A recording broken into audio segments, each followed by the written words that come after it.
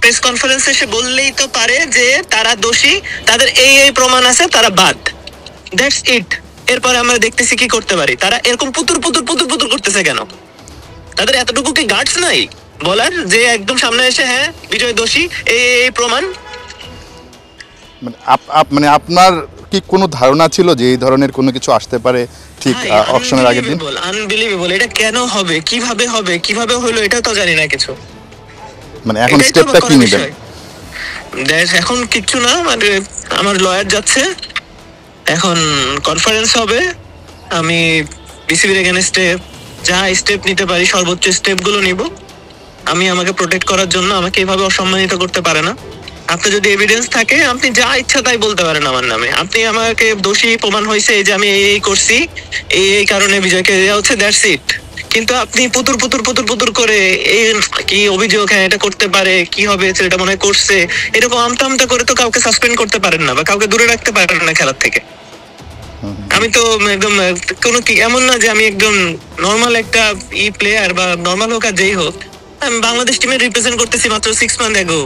আর তাকে এভাবে আপনি বা যে কোনো আপনার সঙ্গে কি এর মধ্যে থাকে না যে মানে যে ইনভেস্টিগেশন করার যে ব্যাপারগুলো, এর মধ্যে কি আপনাকে কোনো জিজ্ঞাসাবাদ বা কোনো কিছু এই ইস্যুগুলোতে করা হয়েছিল?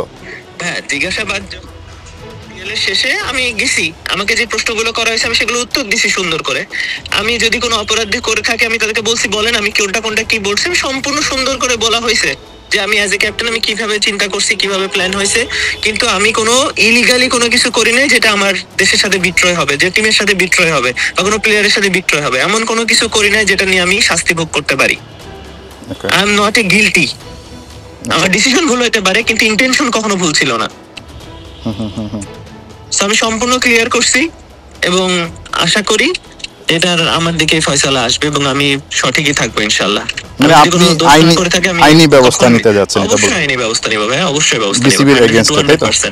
অবশ্যই নিব। এভাবে আমাকে সমাজের কাছে এবং আমার ফ্যামিলির কাছে সবার কাছে ছোট করতে পারে না কেউ। আমি প্লেয়ার খারাপ হইতে পারি, আমার প্লেয়ার নিয়ে আমি সমালোচনা করেন যা ইচ্ছা করে, কিন্তু আমি এরকম ভাবে আমি বিট্রয়ার হইতে পারি না, আমি এইরকম মানুষের মধ্যে পড়তে পারি না। এটা কেউ করতে পারে না, এইভাবে আমাকে অসম্মানিত কেউ করতে পারে না।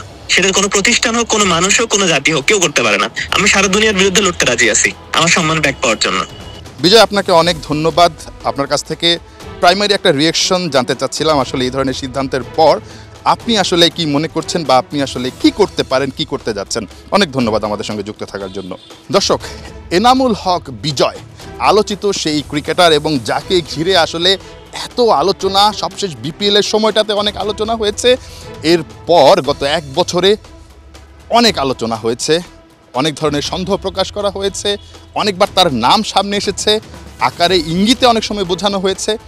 সেই এনামুল হক বিজয় শেষ পর্যন্ত বিপিএল সিজন 12-এ অংশগ্রহণ করতে পারছেন না। তার নামটা কেটে দেওয়া হয়েছে নিলাম তালিকা থেকে। শুধুমাত্র এনামুল হক বিজয় না, 9 জন ক্রিকেটারের নাম আসলে কেটে দেওয়া হয়েছে, যেখানে 4 জন আছেন যারা জাতীয় দলকে বিভিন্ন সময়ে প্রতিনিধিত্ব করেছেন। এনামুল হক বিজয়, মোসাদ্দেক হোসেন সৈকত, সঞ্জামুল ইসলাম এবং শফিউল ইসলাম, এই 4 জন ক্রিকেটার ন্যাশনাল টিমকে প্রতিনিধিত্ব করেছেন।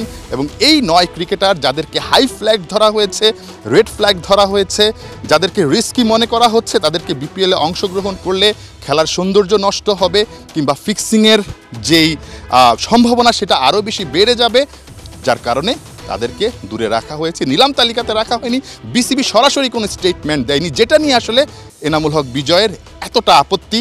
তিনি বলেছেন আমরা যদি আসলে ফিক্সার হয়ে থাকি, ফিক্সিং করে থাকি, সেটা বিসিবি বলুক, সরাসরি সংবাদ সম্মেলন ডেকে আমাদের নাম বলুক, কিন্তু এভাবে আসলে আমাদেরকে ছেটে ফেলাটা কোনোভাবেই মেনে নিতে পারছি না। এনামুল হক বিজয় আরও একটা কথা বলেছেন যেটা আরও বেশি ভয়ঙ্কর। বিসিবির বিরুদ্ধে তিনি আইনি ব্যবস্থা নিতে যাচ্ছেন, নিবেন, এবং এটা তিনি কোনোভাবেই মেনে নিতে পারছেন না। নিঃসন্দেহে বাংলাদেশের ক্রিকেট ইতিহাসের জন্য যেমনটা কলঙ্কজনক একটা অধ্যায় এই বিষয়গুলো, যে 9 জন ক্রিকেটার ফিক্সিংয়ের অভিযোগে বা সন্দেহে আসলে তাদেরকে নিলামের তালিকা থেকে বাদ দেওয়া হয়েছে। বলে রাখা ভালো, তাদেরকে কিন্তু শুধুমাত্র এই বিপিএলটাতেই বা বিপিএলের নিলাম থেকে বা বিপিএল থেকে দূরে রাখা হয়েছে। তারা অন্যান্য ডোমেস্টিক ক্রিকেটে যতক্ষণ পর্যন্ত না প্রমাণিত হবেন বা গিল্টি প্রমাণিত হবেন বা তাদের বিরুদ্ধে চূড়ান্ত রিপোর্টটা আসবে, ততক্ষণ পর্যন্ত তাদের অংশগ্রহণ করতে কোনো সমস্যা নেই। এই জায়গাটাতে অনেক বিতর্ক আছে, ওই জায়গাটায় অনেক কথা বলার আছে, বাট এনামুল হক বিজয়দের নিয়ে যেই বিতর্কটা চলছিল, অন্তত সেই বিতর্কের একটা ইতি আপাতত টেনেছে বিসিবি। এই ঘটনাটা হয়তোবা শুরু, আমার কাছে মনে হয় এটা নিয়ে আরও অনেক ঘটনা সামনে আসবে, অনেক বক্তব্য সামনে আসবে। ঠিক বিষয়গুলো কোন দিকে যায়, পানিটা আসলে কোন দিকে গড়ায়, সেটাই কিন্তু দেখার অপেক্ষা। নাহিয়ান মিনজাসিম, ৭১, ঢাকা।